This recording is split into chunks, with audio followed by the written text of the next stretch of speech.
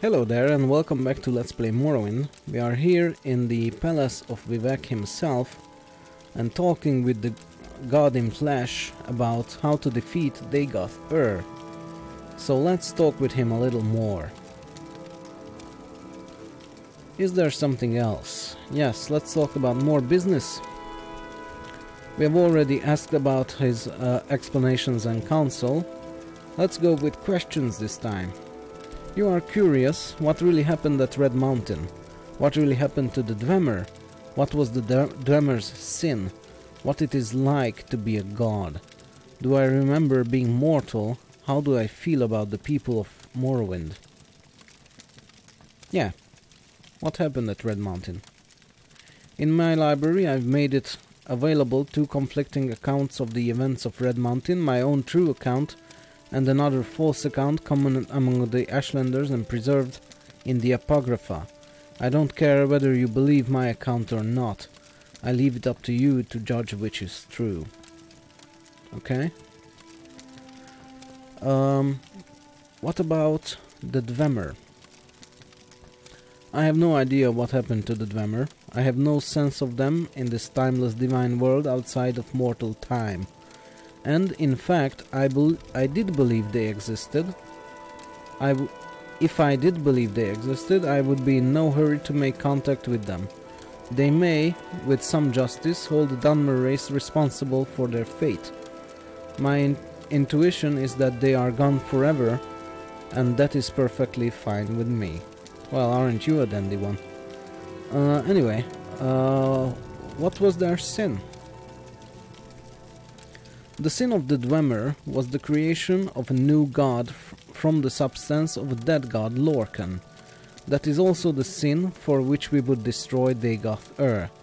I hesitate to call it a sin, more properly call it destructive evil. The sin of the tribunal, however, is in the breaking of the oath to Azura to forbear from tapping the heart to forbear from trapping the heart with Kagrenak's tools, and in the folly of seeking to become gods. Breaking the oath was evil. Becoming gods was folly.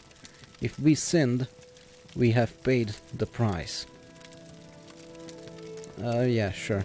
Whatever you say. So what it is like to be a god? It is like being a juggler. Things are always moving, and you learn to know where they are without even thinking about it. Only there are many things moving, and sometimes, like any juggler, you drop something. I'm afraid it has become a lot more a matter of dropping things lately. There's too much to do and not enough time. I'm losing my touch. Perhaps I'm growing old. It is a bit like being at once awake and asleep. Awake, I am here with you, thinking and talking. Asleep, I am very, very busy. Perhaps for other gods, the completely immortal ones, it is only like that being asleep, outside of time. Me, I exist at once inside of time and outside of it. It's nice never being dead too. When I die in a world of time, I'm completely asleep, and I'm very much aware that all I have to do is choose to wake, and I'm alive again. Many times I have very deliberately tried to wait patiently, a very long time before choosing to wake up, and no matter how long it feels like I wait, it always appears when I wake up that no time has passed at all. That is the God place, the place out of time, where everything is always happening, all at once. Interesting. Yeah, being a god, sure. Do you remember being mortal? I remember. I do not feel it. If I can, if I choose, remember the feeling, but I do not choose. It is very, very sad being mortal. There is happiness, yes, but mostly sadness. As I have said, count only the happy hours. For mortals there are all too few, but for gods, for me, There is no more feeling, only knowing. Well, he is certainly a grim one. And Oriel doesn't agree with him that being mortal comprises mostly of sadness. That's part of life, but you know, it's not the big part. That's the part you remember, anyway. Not quite. No more feeling. I still want to win. I want to defeat Dagoth. Perhaps I have lost the feeling for the people, for their suffering. I don't want that feeling. It is of no use to me. There is no longer what it is. That is no longer what matters to me. I only want not to lose. To lose would be very, very bitter. Okay. So what do you think about your followers, the people of Morrowind? I love the people of Morrowind. I became a god to make their lives more comfortable and secure. I am most close to my faithful followers, and I am literally in their minds and hearts and minds. I feel the most sympathy with House Redoran. They are Dunmer driven by creeds and deeds like I am. House Induril is closer to the compassion and sympathy of Almalexia. Ah, I see. And a comfortable and secure serenity. House Talvani matches the disposition of my brother Sotosil. Iconoclastic, profane, unconventional. That's interesting. House Lalu represents the future of Dunmer, integrated into the sophisticated mainstream of traditionless, raceless, godless culture of the Empire. House Dress represents the past of the pre-tribunal Great House culture, a persistent tradition of Daedra and ancestor-worshipping civilized Dunmer clans. And I even love the Ashlanders for their preservation of the most ancient barbarian tribal traditions of the Dunmer who first settled Morrowind. Now this is the god that Honoriel likes to see, one who loves his people and loves the history of his people. Now she's a little more... now Vivek is a little more to her liking, after he said all that. And yes, let's talk about these bitter recriminations he has mentioned. You want to chide me? Why did I murder Nerevar? Why did I break my oath to Azura not to use Kagrenek's tools? Why did I cause others to suffer? Yes, why did you? Did you actually murder Nerevar? That's not quite so easy to... Well, we don't know yet if he had murdered Nerevar, so let's ask him, did he? We did not murder Nerevar. The legend that we murdered Nerevar comes from a story told by a shield companion to Nerevar, Alandro Sul, who lived among the Ashlanders. The Ashlanders have retained Alandro Sul's account as part of their oral histories.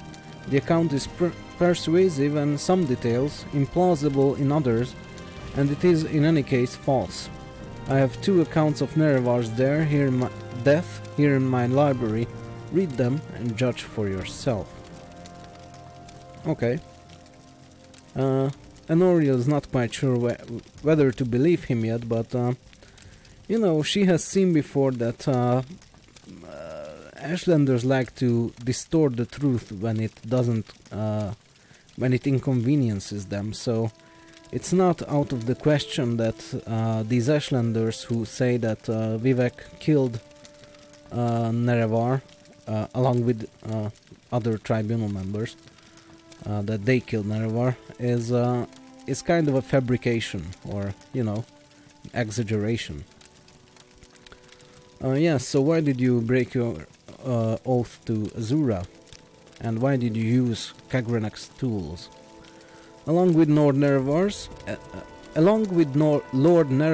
at his insistence, Almalexia, Sotosil and I swore before our god of oaths at the time, the Daedra Lord Azura, never to employ the tools of Kagrenek for any purpose. We broke our oaths. we turned our backs on the old gods. I see no compelling reason to worship any of the Aedra or Daedra, but for the respect I held for Nerevar, and the respect I held for myself, I should never have betrayed my oath.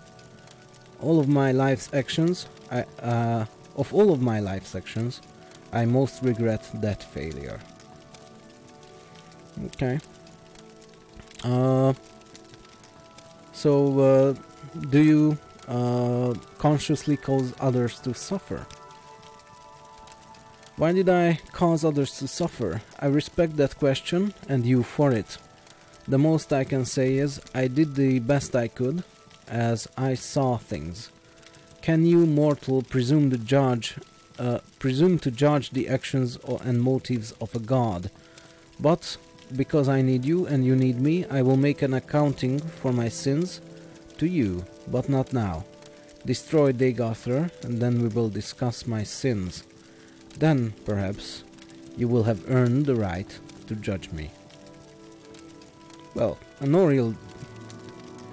Yeah, well, she's a little bit judgmental towards Vivek, but only because of the accounts that she has heard that he was involved in Nerevar's murder, and also because he succumbed to the temptation of becoming a god. But, you know, it doesn't interest her enough to judge Vivek and other tribunal members to come back after defeating Dagothr just to judge him. That's not the reward she's looking for. If there is any reward, it's not that. Anything else? Let's ask him about business once again, and let's ask him how to defeat Dagothr. To defeat Dagothr, go to Red Mountain to recover the artifact hammer Sunder from the Gate Citadel Veminal, then recover the artifact blade Keening from Gate Citadel Odrosal, then proceed with Wraithguard, Sunder and Keening to the Citadel of Dagothr. Within the Citadel, find the Heart of Lorcan. Use the 3 artifacts to sever Dagothr's connection to the heart, and he will be destroyed and the blight ended on Morrowind. Okay. To destroy Dagothr, you must sever his connection with the Heart of Lorcan. To do this, strike the heart with the artifact hammer Sunder once, then strike the heart more than once with the artifact blade Keening. You must wear Wraithguard because you cannot handle either Sunder or Keening unless you are wearing Wraithguard. That is the short, simple explanation. Here is the long, detailed explanation, written down for your convenience. Read it, study it, commit it to memory. Plan to defeat Dagothr has been added to your inventory. Okay. Let's see. Is there anything else we can ask him that we haven't asked yet? Let's see. I've asked those. Dagothr winning, defense, plans, powers, servants. Let's ask about Dagothr's servants. Chief among his servants are his 7 brothers, the Ash Vampires, powerful Heartwights and cunning sorcerers of old. These creatures appear to die, but always are revived at the heart. Somehow Dagothr has conferred some portion of his immortality upon them, or perhaps they sustain themselves through more conventional sorcery. Okay, that's interesting. Honoriel thought that she killed 3 or 4 of these Ash Vampires, but it appears that she didn't do so because they get revived as soon as they die, according to Vivek here. Okay, anything else? Explanations, murder, library. Okay, yes. Okay. To be a god. Okay, that's it. So we have asked everything we can of Vivek. And now we are dying on his fire, whatever is there. Now let's visit his library and let's read this. Nerevar at Red Mountain. I think we have already read this. Or did we? We might not have. First, let's read about Dagothar's plans. Wow, these are long. The following documents were prepared by temple scholars and agents of the Inquisition for Lord Vivek. From interrogation of captured sleepers and other six-house cultists, from study of manuscripts written by cultists and victims of dream-included mania, from interviews with Lord Vivek concerning historical campaigns against Red Mountain, and from broad conjectures and inferences made upon these materials, this is our best estimate of Dagothar's motivations and objectives in this most recent phase of his war upon Morrowind. Basic objectives. 1. Establish a theocracy in Morrowind based on the worship of the newborn god Akulakan. 2nd, Numidium, to be created by Dagothar from the heart of Lorkhan, and the body constructed according to the principles and rituals pioneered by the Dwemer Kagrenek. Establish the ancient heirs of the House Dagoth as the god priests of Akulakan, and 6th House of Dagoth as the dominant political power in Morrowind.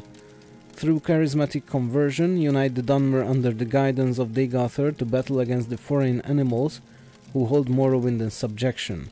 Note: Dagothar has apparently adopted the views and motivations of the Dwemer High Craftlord Kagrenak. In effect, he recapitulates the ancient blasphemous folly of the Dwemer. And also, he's a racist bastard who thinks anybody but Dunmer are supposed to be thrown out of Morrowind. So, you know, that's another problem there. Expose the false worship of the tribunal and destroy the ecclesial authority and political power of the temple. How much the dissident priests or the cult of Nerevarine may be controlled or influenced by the 6th house in this regard is open to speculation. Yeah, sure, whatever. Extirpate all remaining individuals of inferior and mongrel races from Morrowind. Yeah, sure. Drive the Empire from Morrowind. Recover the ancient territories stolen by Skyrim and Argonia. Extend the worship of Akulakan to all nations of Tamriel through subversion and conquest. Oh, so they not only want to throw out everyone from Morrowind, but also want to conquer the rest of the world. So his mania extends more than we initially thought. Plans to establish and expand the 6th house. Phase 1. Secure Red Mountain against tribunal intruders. Deny tribunal access to the heart, weakening the temple while securing the Red Mountain for creation of Akulakan. Keep the construction of 2nd Numidium a secret. Phase 2. Create passive servants in ever-widening circles around Red Mountain by broadening compulsions couched in dream imagery to susceptible subjects in their sleep. Establish a major operational force at Kogorun for further operations in the Ash Wastes. Establish smaller bases near small port villages and in lower-class waterfront districts in Vivek. Infiltrate and subvert smuggling syndicates. Recruit willing followers from disaffected populations, including the underworld, the poor, and rabid anti-imperial activists. Yes, so it seems like we have managed to expel their largest base outside of Red Mountain, which was at Kogorun. And we have also dealt with some smaller bases in Vivek and the surrounding area in Wardenfell. And also we have seen that smugglers often fall victim to 6th house compulsions, and that anti-imperial activists like Orvas Dren, the leader of the Kemenatong, are also sometimes worshippers of Dagothar, so that's interesting. Expand from smaller bases to other towns and villages and recruit and indoctrinate subjects made susceptible by dream sendings. occupy abandoned towers and ruins, and train corrupted cultists as raiders and irregular troops, identify, discredit, and decimate possible sources of political resistance. Phase 4. Use assassination and terror to weaken, distract, and disrupt the legions and the imperial bureaucracy, along with their Lalu sympathizers. Inspire popular uprisings of the native poor against the foreign rich and powerful. Summon sleepers and dreamers to Degathur to work on second medium. Oh, so that's what their role is. They need to work on the statue there. Inferring Degathur's perspectives. Degathur thinks on a large time scale, for the most part, in the outside of time scale of the divine consciousness. He thinks that only obstacles of mythic scale are worth consideration. He believes he is fated to rule Morrowind, to free Morrowind of the Empire, and to become the new hard-loving father of Morrowind. Given that perspective, the only opposing forces Degathur worries about are the Tribunal, the Daedra, the Emperor, and the Incarnate. With the Tribunal's loss of Keening and Sunder, and with the diminishing resources of Vivec, Almalexi, and Sotosil, Degathur believes he has permanently gained a decisive strategic advantage. On a mortal timescale, the battle may last for centuries, but the outcome is not in doubt, and the Kulakan may be a device for dramatically reducing the timescale for a decisive victory. The myth of dynamic invincibility of the Emperor and the Empire has long been unquantifiable, and intimidating threat, but recent rumors of unrest in Cyrodiil, of the Emperor's failing health, and the unsettled question of the succession have diminished the scale of that threat. Nonetheless, the revelation that the Nerevarine is a pawn of Imperial intelligence handpicked and sent to Morrowind by the Emperor himself may cause Degathur considerable anxiety. Yes, so that's interesting that the Empire is dying, but they have secured this one last hope to save Morrowind of Degathur. That probably means that the Emperor actually is interested in the affairs of Morrowind more so than some may suggest, because he has taken out of his time, and in this very hard time when his rule is very much in danger, to send me, or not me, but an Oriel, to Morrowind, and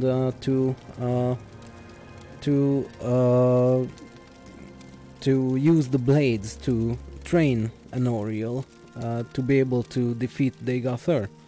He seems to be very, very interested there. The Daedra represent no coherent obstacle to Degathur.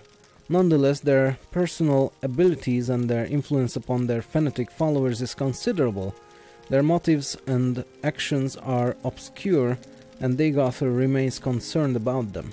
Yes, and his greatest Daedric enemy is Azura, as she's the one who guides us. The Incarnate represents Saint Nerevar, a mythic force that has previously defeated Degathur, and Degathur is obsessed with this threat. At the same time, Degathur knew Nerevar personally, knew that he was a mortal man with faults and weaknesses. Degathur may have some hope of seducing or negotiating with Nerevar's reincarnation. Further, when Nerevar and the Tribunal defeated Degathur, they were strong and allied. Now the Nerevarine and the Tribunal are weak, opposed and divided. Therefore, though the Nerevarine and the Tribunal represent the most serious threat to Degathur's plan, he still has good reason to believe that this time he will prevail. Well, we are no longer divided, because Vivec has just lifted the persecution of the Nerevarine. And me being the Nerevarine, or an Oriel being the Nerevarine, she is actually part of the temple. So once again, the temple and the Nerevarine are united in this activity, and or in this war, and they have more of a chance to kill Dagothr that way. A recent timescale of Dagothr's activities. Much of the following timescale is based on inference from incomplete information. Before the second era, 882. Dagothr and his kin lie dreaming beneath the sills of Red Mountain. Second era, 882. Dagothr and his ash vampires awake refreshed and emerge from lower Red Mountain into the Heart Chamber. Dagothr ritually binds himself and his brethren as Heartwights in a ritual of his own devising. First stages of construction of second medium, conceived during the long sleep, are begun by heart rites and Atronach constructs in the chamber near the heart of Lorcan. Keeping the second medium project a secret from the tribunal is a high priority. That's interesting. So Dagothr and the vampires were the first to wake, and it also seems like in the earliest days they had Daedric followers in the form of Atronachs. And we have also seen some Atronachs back in Kogorun, which suggests that some Daedra are actually on his side. Second era, 822, the tribunal arrive at Red Mountain for their annual ritual bathing in this heart's power. Dagothr and ash vampires ambush the tribunal. The tribunes are driven away and prevented from restoring themselves with Kagranak's tools at the heart of Lorcan. Oh, so that's what they were doing. They periodically return to the heart of Lorcan to steal power from it. That's interesting. Second era, 822. Third era, 2. Third era, 417. Intermittent tribunal campaigns assault Red Mountain. The tribunal and supporting forces seek out to force access to the Heart Chamber, but are repeatedly driven back. Dagothr recruits sleepers and dreamers through dream sendings. Cultists are recruited through dream compulsion. Weaker cultists become corpus beasts. Stronger cultists advance through stages towards the powers of the ascended sleepers. Well, it's kind of strange that Dagothr and the tribunal were pretty much doing the same thing back then. They both stole power from the heart of Lorcan, which, you know, they had no right to do, either of them. But the whole point of this war is for someone to secure the heart from themselves, and as we've seen, Dagothr is indeed winning that war. Third era, 400. Kogorun reoccupied by Dagoth Uthol and fortified as an advance base for 6 house operations. Blight storms more frequent and widespread. Soul sickness spreads in regions close to Red Mountain. Third era, 410. 6 house bases founded near Nermog in the waterfront areas of Vivek. 6 house operatives exploit smuggler organizations and communications to spread their influence among victims, unbalanced by Dagothr's dream sendings. So that was in 410. I'm interested in seeing what time it is now. It doesn't say what year it is. I wanted to see how long ago that was. 415. Small cells of 6 house cultists in every town in Wardenfell. Larger 6 house operations are concealed in remote dungeons where creatures are bred and cultists are trained for coming struggle. 417, Almalexia and Sotasil lose the artifacts Keening and Sunder to Dagoth, Odros and Vemin. Vivek rescues Almalexia and Sotasil, but failing to recover Keening and Sunder, the tribunal retreat from Red Mountain in disorder. Surviving Buoyant Armiger companions know the tribunal was forced to retreat, but do not know how serious a reversal the tribunal has suffered. The three tribunes return to their respective capitals to continue to perform their ritual functions. The tribunes continue to grow weaker without access to the heart, and because of resources required to support the Ghostfence. The inner circle of the temple priesthood has begun to suspect the tribunes have suffered seriously from wounds and demoralization in the wake of reverses at Red Mountain, but do not recognize the scale of the problem. Yeah, that's interesting. And 426 to 427, campaign of Six House assassinations and prominent imperial citizens and Lalu imperial sympathizers. Sudden increase in number and seriousness of attacks by cultists and victims deranged by soul sickness. Noted with concern, Dagoth can apparently perceive and communicate directly through his cultists. Sleepers and dreamers are often reported speaking as though with Dagother's voice and intention. Little is known about the features, scale or stage of completion of Akulakan, second medium. No one has gained entrance to the heart chamber since the second era 282.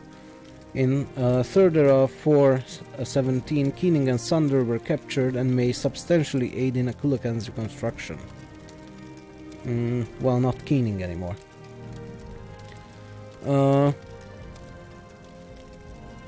And also, isn't Keening and Sunder, aren't they only buildable if someone has the Wraith Guard, or perhaps Dagother is exempt from this rule? I'm not quite sure.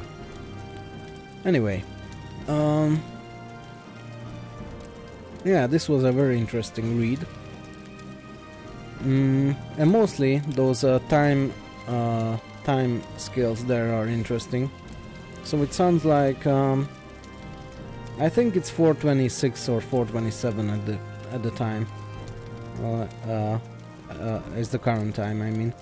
So it seems like Keening and Sunder were lost about 10 years ago, and about 12 years ago the small bases of Six House started appearing, and it sounds like it was about 17 years ago that the Narmog base Illumini was created, and then 27 years ago Kogorun was reoccupied and started again, used as a Six House base. So that's a little perspective on the events that had led up to here. So yeah, I think I will end this episode here, so thank you for watching and I'll see you later.